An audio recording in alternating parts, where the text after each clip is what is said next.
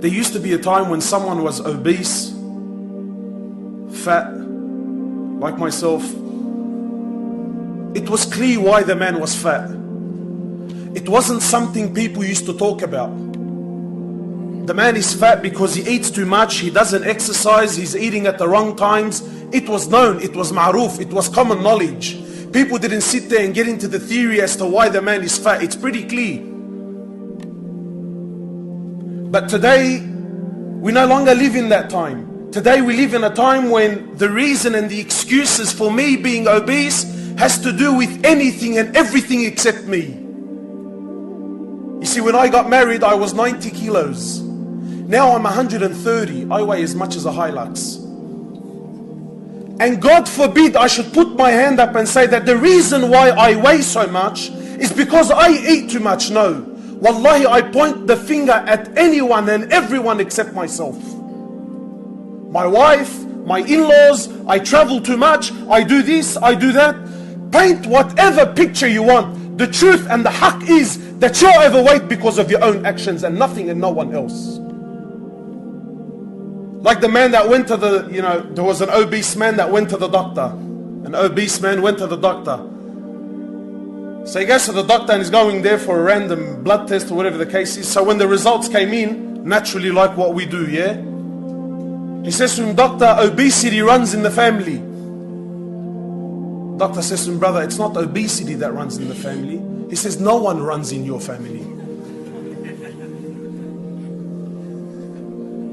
Today, my brothers, we live in a time and in an era where nobody wants to put their hands up and say and take responsibility.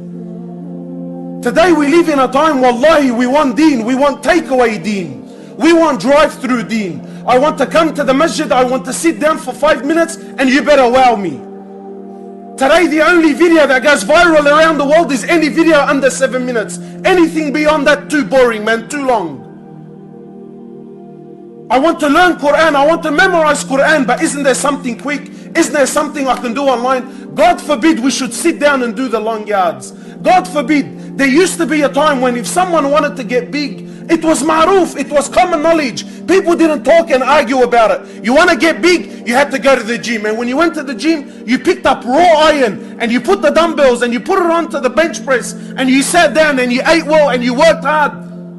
It was known. Today it's not the case. Today a brother, I don't know about here in the UK, but in Sydney, 1 week he's a pencil neck. Wallahi, if the wind comes too strong, yeah, you got to pick him up down the road, because the wind will pick him up and take him. The brother vanishes for 2-3 weeks. He comes back, he's got muscles on his ears, ya Allah, muscles on his ears.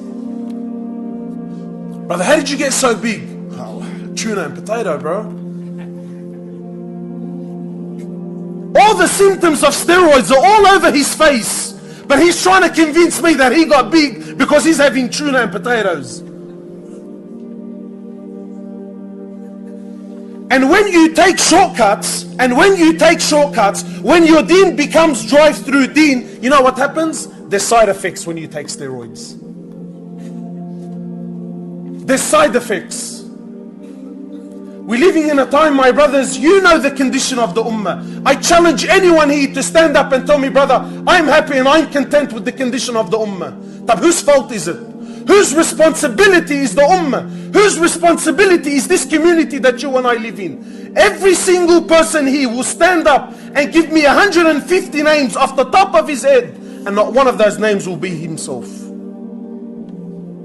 That the problem with the ummah, the problem with this, that and the other is because of the ulama, because of the mashayikh, because of the da'is, because of the seniors, because of the committees of our masjid. They're too old school and they don't allow us to do this and they don't allow us to do that. And it's this, that and the other. But God forbid, any one of you should be man enough to stand up and say that the problem with the ummah is people like me.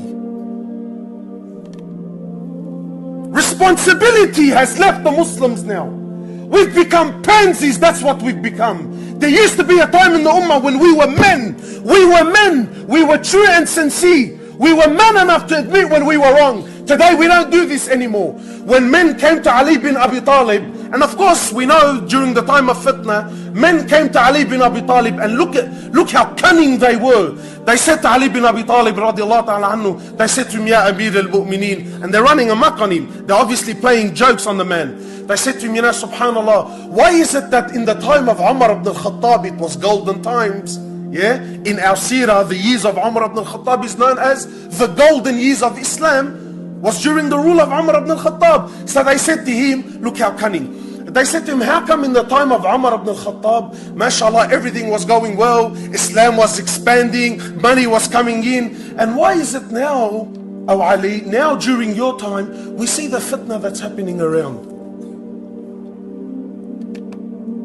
You know what he said? He said, because in the time of Umar ibn al-Khattab, he had men like me around him. Whereas now in my time, I have men like you around me. Responsibility. The Prophet of Allah, when he spoke about the Ummah, sallallahu alayhi wasallam, when he gave the analogy of the Ummah, what analogy did he give? He says the analogy, the example of my Ummah is like that of one body. This Ummah is one body. He says when a part of it hurts, the whole body feels the pain. When a part of the body hurts, he says the whole body stays up the night in sleeplessness, in fever. Why? In fighting off the pain, in fighting off the infection. Today, do you feel like we are one body? Today, are we honestly, genuinely concerned about what's happening around the world? Do you honestly deem yourself to be a part of the body and to be responsible? You know, my brothers, my time is short. You know what? Let's drop the issue about what's happening around the world. Let's talk about what you and I do, because what you and I do has a direct effect towards this ummah. Every sin you commit has a direct effect on every single person that has tawheed and iman in his heart. You know the sister that's getting raped in Syria, what you do here in this town has a direct effect on her. Because I have news for you. That day that you decided to be a Muslim, the day that you decided to say La ilaha illallah Muhammad Rasulullah, you entered the fold of Islam. And when you entered the fold of Islam, you fell under the umbrella of the ummah. And when you became a member of the ummah, you became a part of the body. So what you do has an effect on the ummah. Brothers are walking around today telling me, listen, and please excuse me, I know we're sitting in the masjid, but I'm not here to give you Disney stories. We're either here to speak the haqq, honestly, or let's just shut shop and go home and let's just all sit down and watch TV. Today you walk around and every single one of us has this disease. Every one of us has this disease. That yeah, look, you know, alhamdulillah, I'm not the best Muslim, and yeah, maybe my Quran has shortcomings, and yeah, maybe my salah is not this, that and the other, but it's alright. No, it's not alright, akhi. People think that, listen, you know what, if I don't want to pray, that's none of your business. It's between me and Allah. Have you ever heard this? That no one can judge me, only God can judge me. Wow, big round of applause for this brother, eh? Only God can judge me. Well, duh, yes, only God can judge you. But unfortunately, brother, I have news for you. Your shortcomings has an effect on me, has an effect on my wife, has an effect on my children, and has an effect on the rest of the ummah. So it's not up to me to allow you to do your wrong and to do your haram and not stand before you, right, and give you clear warning that what you're doing is wrong and batil. The Prophet of Allah in the Sahih Hadith, وَالَّذِي نَفْسِي بِيَدِي, the Prophet of Allah takes an oath by Allah. He says, you either enjoin that which is good and you forbid that which is wrong. This is a responsibility upon everyone. This is not the responsibility of Muhammad Hablas. It's not the responsibility of the mashayikh. It's not the responsibility of the ulama. It's the responsibility of every person that has iman and tawheed in his heart to call to that which is good and forbid that which is wrong. Why, O Prophet of Allah? What if I don't want to do it? What if it's none of my business? What if I want to do my own thing? He says you will do it, or by Allah, Allah Azza wa Jal will send down His punishment upon you. You will raise your hands and make dua, and Allah subhanahu wa ta'ala will not accept your prayers. Allah will not accept your prayers. My brothers and sisters, please, don't you see what's happening around you? Don't you understand that death is around the corner for every single one of you? Every one of you. Did you know this? Did you know death stares you in the face every single day? What are you doing with your life? What are you doing with your life? Look at what's happening. Look at what's happening to us around the world. Look what's happening to you in your own country. You know, when I left my house, when I left my home in Sydney to come here, I went to the airport 4 hours early. 4 hours early. Why? Because I was mentally prepared for the interrogation to why I'm leaving my own country. I've become a criminal in my own house. I had paperwork ready and prepared. Why? Because I was mentally prepared that when I get to London airport, I was ready for a 3-4 hour interrogation. For what? For no other reason except for the fact that I look like a Muslim. And you know that's the truth. Yet what are we doing about it?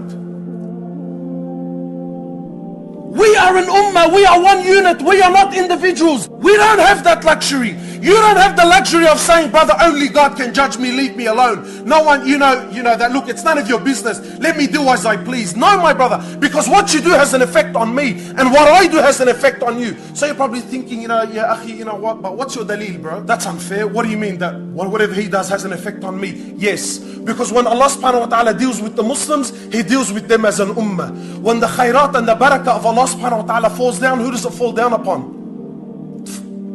It falls upon everyone. And when the punishment of Allah falls, who does it fall on? It falls upon everyone. This is Allah's system. You like it, you don't like it, it works, it gels. I don't know, hang on, it's not making sense. None of my business. This is how Allah works. When His rahmah falls, everyone feeds off it. And when the ghadab and the curse and the anger of Allah subhanahu wa ta'ala falls, everyone cops it. When Musa alayhi salatu was salam, when his people were going through a drought, and please, I'm sure you've heard the story before, I'm sure you've heard the hadith before, but wallahi, I really want you to try and live it. Try to understand it. Put yourself in this position. We really have to break away from just, we sit there and we read the hadith, wallahi, we become like deadbeats. Live the hadith. Try to understand what is going on here. The Prophet of Allah, Musa alayhi salatu was salam, the Prophet that had the luxury of speaking directly to Allah subhanahu wa ta'ala. Imagine the Prophet of Allah, his people were going through a state of drought. No water. You know what that means? That means everyone was suffering. No water, no food, no crops. The plants were dying, nothing was growing, animals were dying, nothing to drink, nothing to eat. Human beings were dying and suffering. Amongst them is a prophet.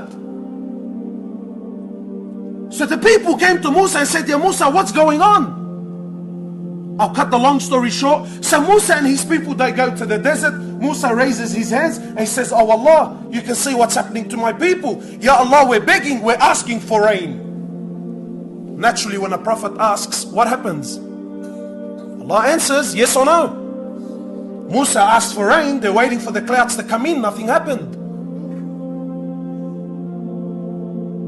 Forgive me, these are my own interpretations. I'm making it clear, these are my own interpretations. These are I have this problem. Whenever I read, these thoughts go through my mind. I'm thinking, wow, imagine being a prophet at that moment. My people who already their iman is with the wind, going and coming, right? True. Allah subhanahu wa ta'ala again and again, Banu Israel were the worst.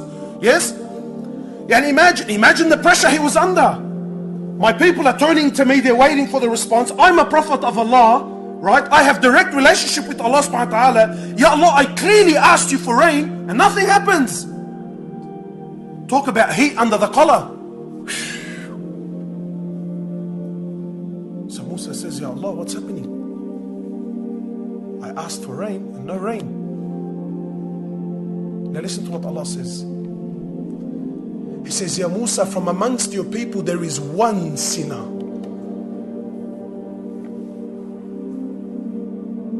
One. How many sinners are in our towns? How many of our Muslims don't pray? How many of our sisters are still unscarved? How many of our elders still cannot read Fatiha properly?